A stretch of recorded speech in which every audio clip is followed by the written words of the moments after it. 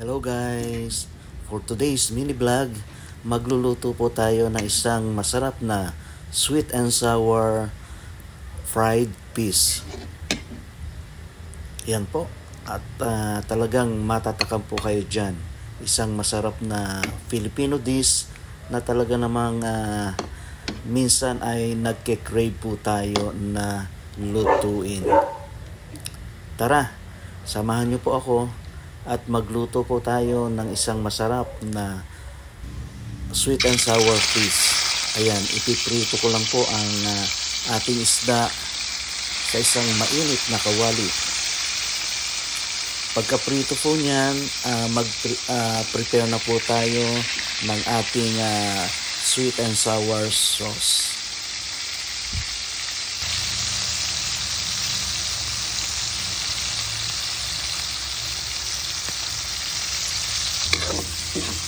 Ayan po, mag-isa lang po tayo ng sibuyas, kamatis, luya at bawang sa isang kawali.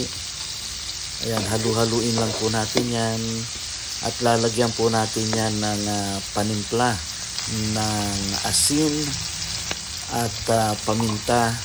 Siyempre hindi po mawawala dyan ang ating pampalasa na nor 4 cubes. Wala po kasi tayong fish cube kaya gumamit po tayo dyan ng North 4 cubes. Ayan po.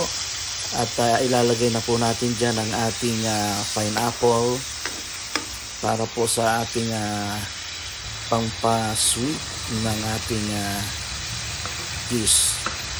After that, nilagay na po natin ang ating carrots at ang ating red bell pepper. Ayan, for additional flavoring po. At meron po rin tayong gulay. Ayan, pakuluin lang po natin yan. Talagyan po natin yan ng suka. At ang ating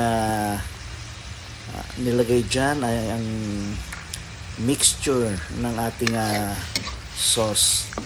Meron siyang tinatawag na para slurry na rin po, no? Nilagyan ko po yan ng konting cornstarch para pampalapot.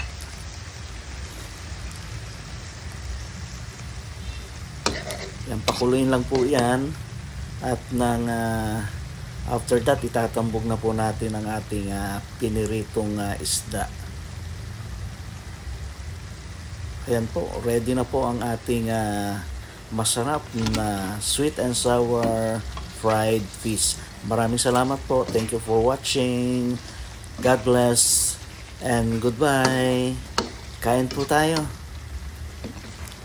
Mga kasawsaw, please follow and share and subscribe my channel, Daddy Frankie's TV.